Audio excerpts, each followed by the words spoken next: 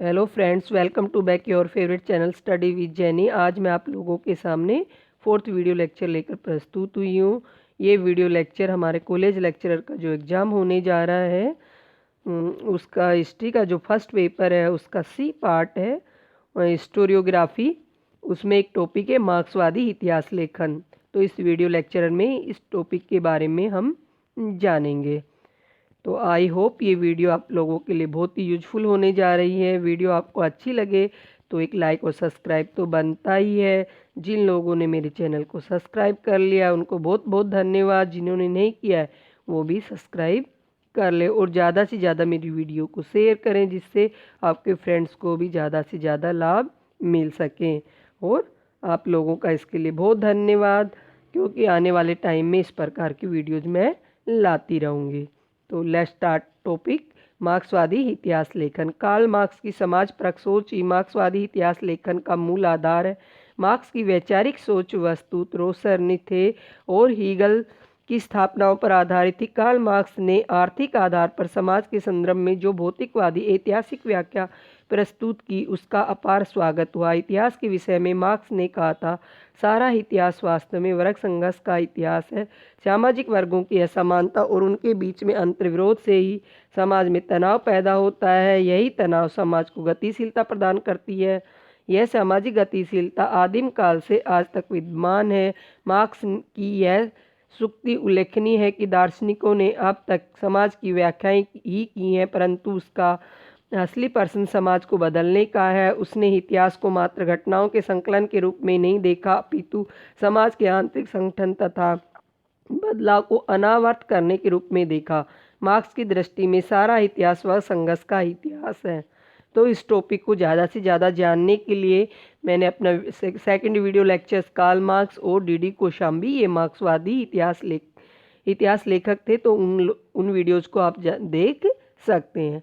तो Karl Marx क्या थे? एक मार्क्सवादी इतिहासकार थे और उनकी वैचारिक सोच किसके ऊपर आधारित थी? रोसर, नीत्शे और हीगल के ऊपर आधारित थी। कार्ल मार्क्स ने आर्थिक आधार पर ही समाज के संदर्भ की भौतिकवादी ऐतिहासिक व्याख्या प्रस्तुत की है। उनका मानना था कि जो समाज है वो वर्ग संघर्ष का इतिहास है। ये यहाँ पर क्या है, सामाजिक वर्गों में आपस में एक दूसरे के साथ अंतर्विरोध चलता रहता है। यही अंतर्विरोध क्या है, समाज को गतिशीलता प्रदान करता है। और उनकी एक बहुत ही फेमस कहावत भी है, दार्शनिक को अब तक समाज की व्याख्याएं ही की है, परंतु असली प्रश्न क्या है, समाज को बदलने का है। समाज की व्याख्याएं करने से काम चलने वाला नहीं है। उसने इतिहास को मात्र घटनाओं के संकलन के रूप में नहीं देखा, अपितु उन्होंने समाज का जो आंतरिक संगठन था उसके बदलाव को लेकर समाज को देखा। मार्क्स की दृष्टि में सारा इतिहास है वो क्या है, वर्ग संघर्ष का इतिहास है, क्योंकि एक दूसरे वर्ग के साथ एक दूसरे वर्ग का टकराव चलता रहता है। कार्ल मार्क्स ने आर्थिक दशाओं, उत्पादन के संबंधों के आधार पर इतिहास को 5 युगों में विभाजित किया है। वो कौन कौन से हैं? सबसे पहले आदि साम्यवाद, दास समाज, सामंतीवादी समाज, पूंजीवादी समाज और समाजवादी समाज। और अब हम इनको एक एक करके पांचों को जानेंगे। सबसे पहले हम आदि साम्यवाद को देखेंगे कि जो अर्ली मैन था उसकी शुरुआत हुई, उस टाइम पीरियड को आदि साम्यवाद में रखा है इन्होंने। उनके अनुसार सामाजिक विकास की पहली व्यवस्था आदिम साम्यवादी व्यवस्था थी। इस समय उत्पादन के साधन अत्यंत अविकसित थे। मनुष्य अपने भोजन की आपूर्ति फल व मांस खाकर अपना गुजारा करता था और उत्पादन के साधनों पर सबका सामूहिक स्वामित्व था, क्योंकि उस टाइम कोई छोटा बड़ा नहीं था, कोई वर्ग संघर्ष नहीं था, क्योंकि लोग क्या है, प्रकृति से जुड़े हुए थे, प्रकृति से ही उनका पालन पोषण होता था। वे फल फूल मांस खाकर ही अपना गुजारा करते थे। सामाजिक विकास की दूसरी अवस्था समाज की दास व्यवस्था की थी। अब क्या है, आदिम व्यवस्था, आदिम साम्यवाद के बाद कौन सा आया दूसरा समाज? दास समाज। तो अब हम दास व्यवस्था के बारे में जानेंगे। इस अवस्था के लोग पत्थरों के औजारों के स्थान पर अब धातु के औजारों का प्रयोग करने लगे। साथ ही साथ ये लोग क्या है, खेती करने लगे, खेती के साथ ये जानवरों को पालने लगे। और जो ये प्रोडक्टिव जो माल को उत्पादित करते थे उसका क्या है कलेक्शन करने लगे, उसको संचय करने लगे, संग्रहित करने लगे। इसी के साथ स्थायी निवास व भूस्वामित्व का प्रचलन भी शुरू हुआ। अब क्या है, मानव एक जगह सेटल हो गया, वो एक स्थान पर रहने लगा। इसी के अब दासों की आवश्यकता पड़ी जिनसे कृषि और पशुपालन कराया जा सके। इस प्रकार से समाज में दास व्यवस्था की शुरुआत हुई। विनिमय का तत्व भी उदित हुआ। समय के साथ कालांतर में भौतिक परिस्थितियों में अधिक परिवर्तन हुआ। उत्पादन के प्रमुख साधन भूमि का महत्व इतना बढ़ा कि भूमि संग्रह की प्रवृत्ति बढ़ी। तो धीरे धीरे क्या है, लोगों ने एक स्थान पर बसना शुरू किया, तो एक स्थान पर बसने के कारण उनको भूमि की आवश्यकता पड़ी खेती करने के लिए। अब क्या है, भूमि का महत्व बहुत ज़्यादा बढ़ने लगा और लोगों में हर चीज़ को संग्रह करने की प्रवृत्ति भी बढ़ने लगी। शक्तिशाली भूपति या राजा सारी भूमि का मालिक बन गया और उसने अपने अधीन भूखंड सामंतों को बांटे, जो उसे कर के रूप में सैनिक व अन्य सेवा देने लगे। समाज की व्यवस्था सामंती व्यवस्था कहलाई। तो क्या राजा ही अब सारी भूमि का मालिक बन गया था और जो लोग या तो कर टैक्स के रूप में या उनके यहाँ सैनिक सेवा देते थे राजा के यहाँ, तो उन लोगों को पेमेंट के रूप में कुछ भूखंड दिए जाते थे और उन भूखंडों को देने के कारण ये जो व्यवस्था उत्पन्न हुई उसे ही क्या है सामंती व्यवस्था कहा गया। तो आई होप आपको यहाँ तक समझ में आया होगा कि आदिम व्यवस्था फिर क्या कौन सी व्यवस्था आई थी। लोग क्या है एक स्थान पर बसने लगे थे। फिर क्या है उसके कारण दास समाज व्यवस्था आई। फिर तीसरे नंबर पर क्या है राजा भूमि का स्वामी बन गया था, उसके कारण सामंतवादी समाज की उत्पत्ति हुई। इस सामंतवाद के बाद पूंजीवादी व्यवस्था आई। इसमें उत्पादन का स्वरूप औद्योगिक हो गया। वस्तुओं का उत्पादन बड़े पैमाने पर होने लगा। उद्योगपति व व्यापारियों का एक वर्ग बन गया जो उत्पादन के साधनों का स्वामी बना। मजदूरों को कम से कम वेतन पर निर्वाह करना पड़ा और स्वामी पूंजीपति बन गया। तकनीक विकास के कारण मजदूरों के श्रम के मूल्य में और कमी आई। तो क्या है, इसके बाद जो सामंतीवादी व्यवस्था थी उसके बाद कौन सी व्यवस्था आई, पूंजीवादी व्यवस्था। क्योंकि उद्योगों का विकास हुआ, उद्योगों का विकास होने के कारण वस्तुओं का उत्पादन बड़े पैमाने पर होने लगा। क्योंकि जो उद्योग थे उनसे क्या है एक ही समय में बड़े पैमाने पर वस्तुओं को प्रोडक्ट किया जाता था। इस प्रकार से जो लोग थे उत्पादन के स्वामी बन गए और उद्योगपति व व्यापारियों का एक अलग ग्रुप बन गया और जो मजदूर वर्ग थे उनको कम वेतन पर ही निर्वाह करना पड़ता था और जो स्वामी होता था उस उद्योगों का वो पूंजीपति बन गया। और टेक्निक डेवलपमेंट के कारण मजदूरों के श्रम में मूल्य में कमी आई। क्या कारण है कि टेक्निकल डेवलपमेंट होने के कारण अब जो काम श्रमिक वर्ग करते थे अब उनका काम मशीनें करने लगी, तो इस कारण से मजदूरों के कार्य करने में भी कमी आने लगी। मार्क्स ने साम्यवादी घोषणा पत्र में कहा, अब तक जो ऐतिहासिक समाज रहे उनका इतिहास वर्ग संघर्ष का इतिहास है। समाज का एक वर्ग उत्पादन के साधनों तथा भूमि पूंजी आदि पर अधिकार रखता है, उसे जमींदार या पूंजीपति वर्ग कहते हैं। इन पूंजीपतियों या जमींदारों पर आश्रित रहने वाला कृषक या मजदूर वर्ग है। मार्क्स ने अतिरिक्त मूल्य के सिद्धांत की विवेचना करते हुए माना है कि समाज का शोषक इसे बिना किसी श्रम के प्राप्त करता है। उसकी दृष्टि वस्तु की लागत मूल्य और विक्रय मूल्य के बीच जो अंतर होता है वह अतिरिक्त होता है जिसे पूंजीपति प्राप्त करता है। उसकी दृष्टि वस्तु की लागत मूल्य और विक्रय मूल्य के बीच जो अंतर होता है वह अतिरिक्त होता है जिसे पूंजीपति प्राप्त करता है। तो मार्क्स ने अपने साम्यवादी घोषणा पत्र में कहा है कि अब तक जो ऐतिहासिक समाज रहे वो क्या है, इतिहास में वर्ग संघर्ष का इतिहास रहा। तो वर्ग संघर्ष का मतलब है कि किस किस के बीच में टकराव चलता है। एक क्या होता है, स्वामी होता है, दूसरा दास होता है। तो स्वामी वो लोग होता है जिसका क्या है उत्पादन के साधनों पर अधिकार होता है, जिसके पास अपनी भूमि या पूंजी होती है। और इसके अंदर किसको रखा गया है, इस कैटेगरी के अंदर जमींदारों या पूंजीपतियों को रखा गया है। साथ में ही जो लोग इनके यहाँ काम करते हैं वो कृषक या मजदूर होते हैं। वो क्या है प्रोडक्शन बनाते हैं, उत्पादित करते हैं, लेकिन उनका अधिकार किसका होता है इन चीज़ों के ऊपर, जो पूंजीपति वर्ग का होता है। मार्क्स ने अतिरिक्त मूल्य के सिद्धांत की भी विवेचना की है। उन्होंने कहा है कि जो समाज का शोषक वर्ग है वो बिना किसी श्रम के प्राप्त करे, इन चीज़ों को क्या है प्रोडक्ट करता है, उत्पादित करता है।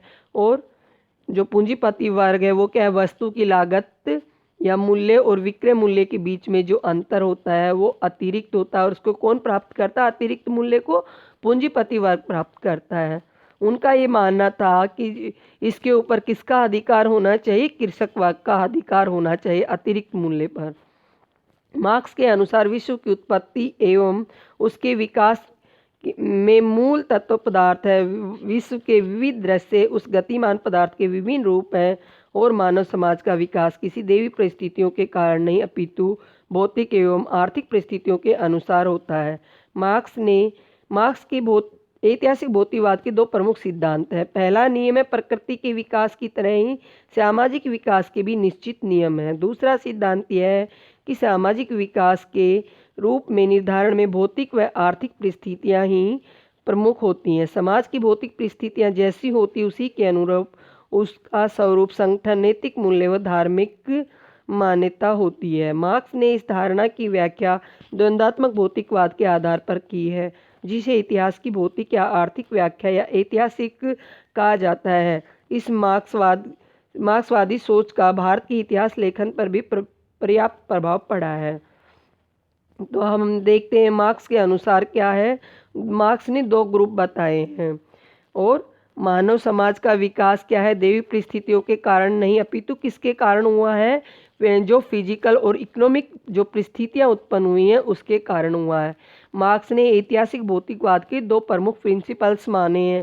पहला नियम ये है कि जो प्रकृति क्या है, हर परिवर्तन क्या है प्रकृति के अकॉर्डिंग होता है। तो जो हमारा समाज का विकास है या सोशल डेवलपमेंट है वो भी सेम उसी पैटर्न पर होता है जिस प्रकार से नेचर का डेवलपमेंट होता है। और दूसरा सिद्धांत उन्होंने बताया कि भौतिक व आर्थिक परिस्थितियां जैसी होती हैं उसी प्रकार से उस समाज का जो स्वरूप है, संगठन है, नैतिक मूल्य है, यहाँ तक कि जो धार्मिक मान्यताएं हैं वो भी उसी के अकॉर्डिंग बनती हैं। तो मार्क्स ने क्या है द्वंद्वात्मक भौतिकवाद किससे लिया था, हीगल से लिया था। हमने देखा था कि जो हमारा सेकंड वीडियो लेक्चर बनाया था कार्ल मार्क्स का, उसमें भी मैंने इसको डिस्क्राइब किया है बहुत अच्छे से। तो आप मेरी सेकंड वीडियो जाकर देख सकते हैं मेरे चैनल पर। तो जिसे से इतिहास की भौतिक या आर्थिक व्याख्या या ऐतिहासिक कहा जाता है। इस मार्क्स की सोच का भारतीय इतिहास लेखन पर भी पर्याप्त प्रभाव पड़ा है। मार्क्सवादी इतिहासकारों की शुरू की पीढ़ी यह मानती थी भारत को मात्र अंग्रेजों से मुक्त करा देना ही काफ़ी नहीं है, बल्कि भारत की स्वतंत्रता के साथ ही सामाजिक परिवर्तन भी जरूरी है जिससे समाज में बराबरी आ सके। तो उस टाइम के जो इतिहासकार थे मार्क्सवादी इतिहासकार, उनका मानना ये था कि अपने देश को अंग्रेजों से मुक्त कराना ही काफ़ी नहीं है, साथ ही साथ अपने समाज में कुछ चेंजेस लाने बहुत ज़रूरी हैं जिससे क्या समाज में समानता आ सके।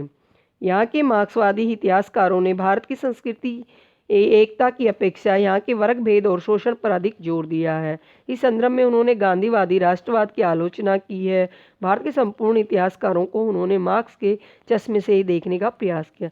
जो मार्क्सवादी जितने भी हिस्टोरियंस हुए हैं उन्होंने क्या है जो हमारे भारत की जो संस्कृति है, कल्चर है, उन्होंने क्या है यहाँ जो एकता है यहाँ की या यूनिटी कहें, उसकी बजाय क्या है वर्ग भेद और शोषण पर अधिक जोर दिया है। उन्होंने क्या है समाज के जो दो ग्रुप्स हैं उनमें क्या है एक वर्ग शोषक है, दूसरा क्या है शोषित वर्ग है, तो उसके ऊपर ज़्यादा जोर दिया। उन्होंने गांधीवादी की जो राष्ट्रवाद था उसके भी क्रिटिसिज्म इन मार्क्सवादी लोगों ने किया है। इन्होंने जो भी कार्य किए हैं या समाज में डेवलपमेंट लाने के या अदर कोई ऐसे प्रिंसिपल्स बनाए हैं वो सब अपनी मार्क्सवादी विचारधारा के अकॉर्डिंग ही बनाए हैं। ऐसे इतिहासकारों में डीडी कोशाम्बी का नाम उल्लेखनीय है। तो क्या है, अब मेरी third video lecture DD Kaushambi की है। ज़्यादा जानने के लिए आप मेरी थर्ड वीडियो लेक्चर्स को देख सकते हैं। मेरे चैनल का नाम है स्टडी विद जैनी। इन्होंने इतिहास की भौतिकवादी व्याख्या प्रस्तुत करते हुए उन्हें एक नव दृष्टि दी। कोशाम्बी ने 4 महत्वपूर्ण ग्रंथों, 5 संपादित ग्रंथों और 17 लेखों की रचना की।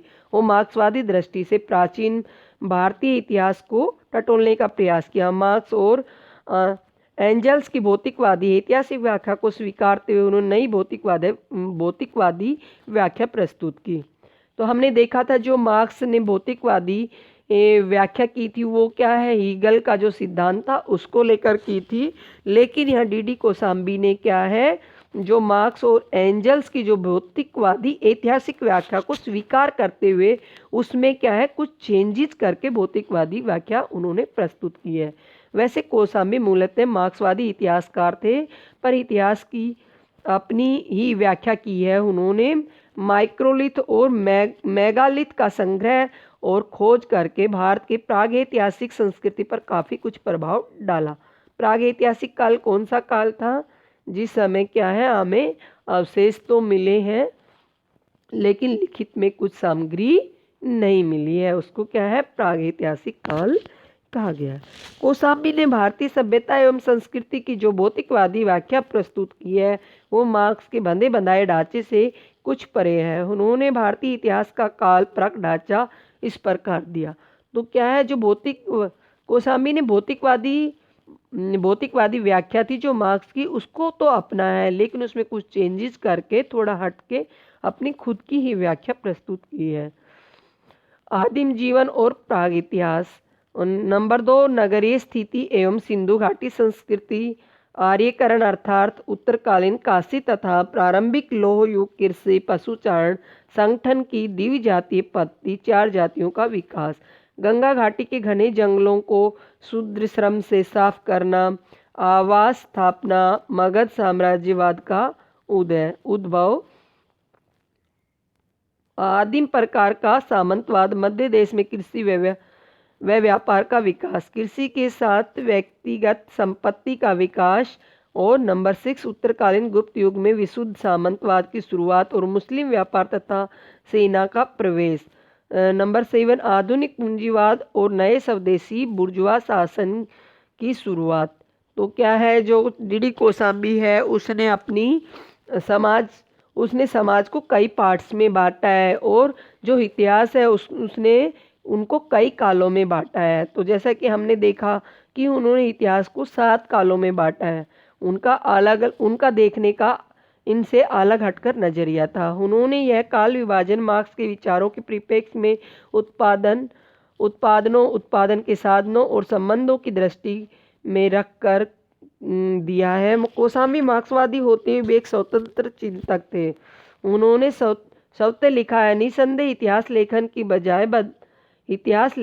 बजाय बदलना कहीं अधिक महत्वपूर्ण है। ठीक उसी प्रकार जैसे मौसम के बारे में केवल बात करने की बजाय उसके संबंध में कुछ करना बेहतर है। तो हमने देखा था मार्क्स ने भी अपनी एक डेफिनेशन दी थी, उसने बताया था कि इतिहास लेखन लिखने की बजाय समाज को बदलना ज़्यादा महत्वपूर्ण है। लेकिन उसके अपोजिट में डी कोसाम्बी ने अपनी व्याख्या दी है। उन्होंने कहा इतिहास लेखन की बजाय समाज को बदलना कहीं अधिक महत्वपूर्ण है। ठीक उसी प्रकार से जैसे कि मौसम के बारे में बात करने की बजाय उसमें कुछ चेंजेस लाने की बहुत ज़्यादा ज़रूरत है। मार्क्सवादी दृष्टि में प्राचीन भारत के इतिहास लेखन को और आगे बढ़ाया रामशरण शर्मा ने। तो एंशियंट टाइम पीरियड की बात करें तो मार्क्सवादी इतिहास लेखन को किसने आगे बढ़ाया था, रामशरण शर्मा ने। इस संदर्भ में रामशरण शर्मा की कुछ कृतियां उल्लेखनीय हैं। तो उनकी कौन कौन सी महत्वपूर्ण यहाँ पर कृतियां दी गई, उनका नाम दिया गया है प्राचीन भारत में भौतिक प्रगति और सामाजिक संरचना। और सेकंड है भारतीय सामंतवाद। थर्ड है प्राचीन भारत में राजनीतिक विचार एवं संस्थाएं। नंबर 4, शूद्रों का प्राचीन इतिहास। 5, भारत के प्राचीन नगरों का पतन।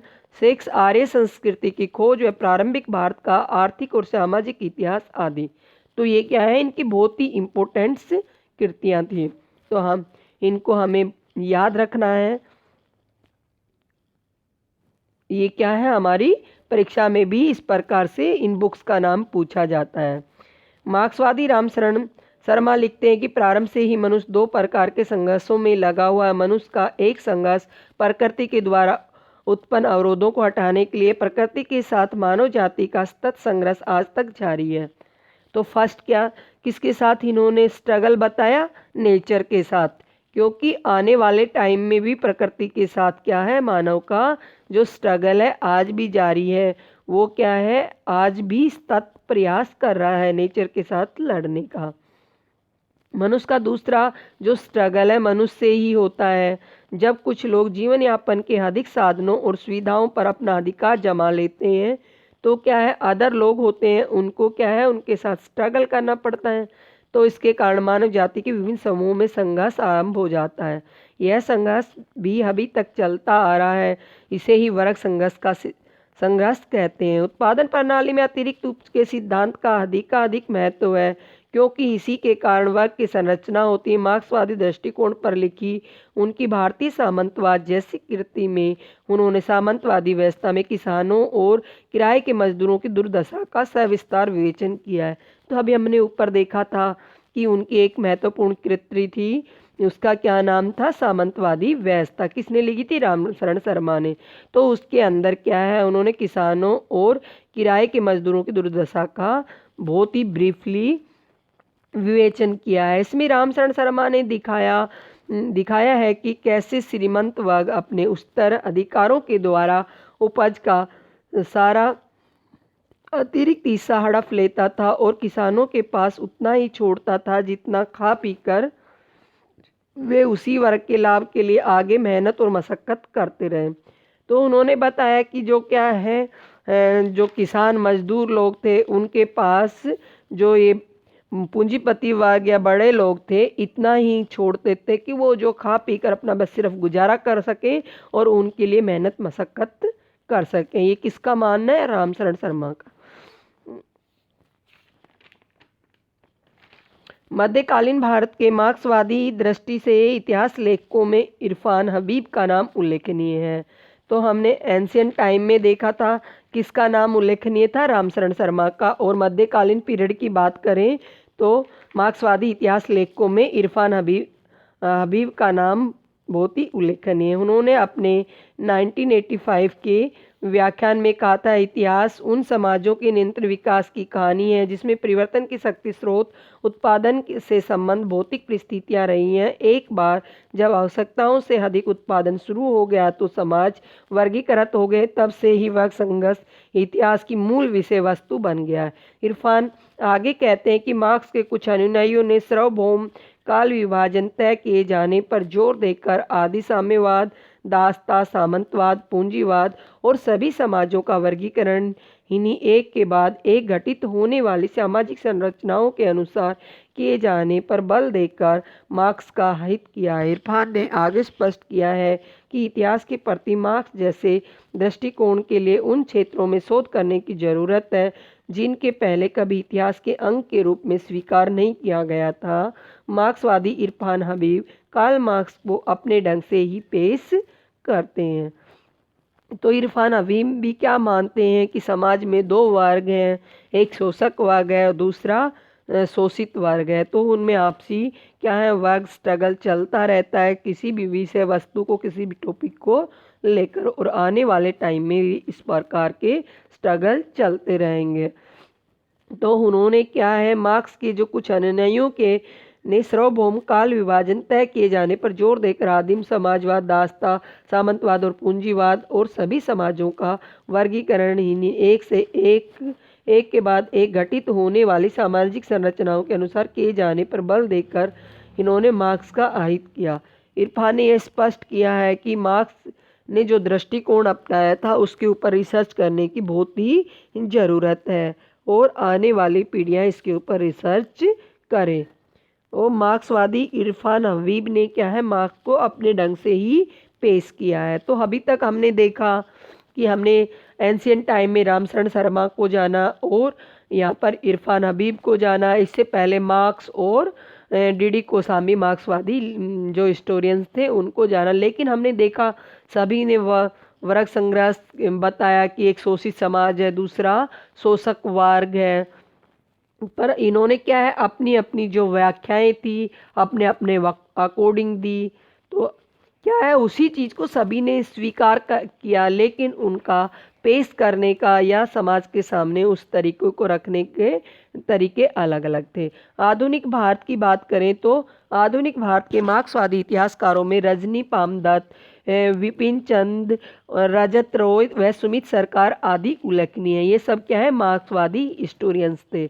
भारत के स्वतंत्रता संघर्ष में गांधी राष्ट्रीयता के योगदान का मूल्यांकन विपिन चंद व रजत रॉय जैसे इतिहासकारों ने मार्क्सवादी दृष्टिकोण रखते हुए राष्ट्रीय आंदोलन की मुख्य धारा के प्रति रजनी पामदत्त आदि की तुलना में अधिक सहानुभूति दृष्टिकोण अपनाया। इस प्रकार मार्क्सवादी इतिहास लेखकों की दृष्टि में भी पर्याप्त भेद देखने को मिलता है। यहाँ पर विपिन चंद का आक्षेप उल्लेखनीय। बहुत से मार्क्सवादी इतिहासकार भी राष्ट्रीय आंदोलन की राजनीति कार्यक्रम विचारधारा उनसे किस सीमा तक आम को लामबद्ध किया है तथा राजनीति एवं कार्यनीति संबंधी दावपेच आदि की वास्तविक विस्तृत और ऐतिहासिक छानबीन नहीं करते हैं। वास्तव में मार्क्सवादी इतिहास लेकर मात्र कुछ सिद्धांतों से जुड़ा हुआ नहीं, अपितु इसका गहरा संबंध इतिहास की विषय वस्तु को और विस्तृत बनाने से है।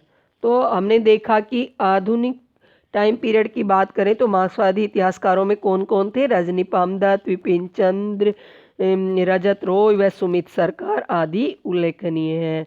भारत के स्वतंत्रता संग्राम में गांधीवादी राष्ट्रीयता के योगदान का मूल्यांकन विपिन चंद व रजत रॉय जैसे हिस्टोरियंस ने मार्क्सवादी दृष्टिकोण रखते हुए उनका जो राष्ट्रीय आंदोलन था उनकी मुख्य धारा के प्रति रजनी पामदत्त आदि की तुलना में अधिक सहानुभूति दृष्टिकोण अपनाया। जो ये मार्क्सवादी लेखक थे इन्होंने क्या है, अपनी व्याख्याएं अपने अपने अकॉर्डिंग की हैं।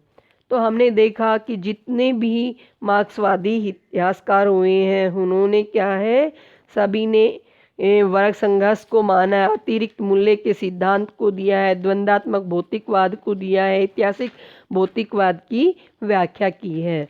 तो आई होप आप लोगों को ये जो मार्क्सवादी इतिहास लेखन था अच्छे से समझ में आया होगा।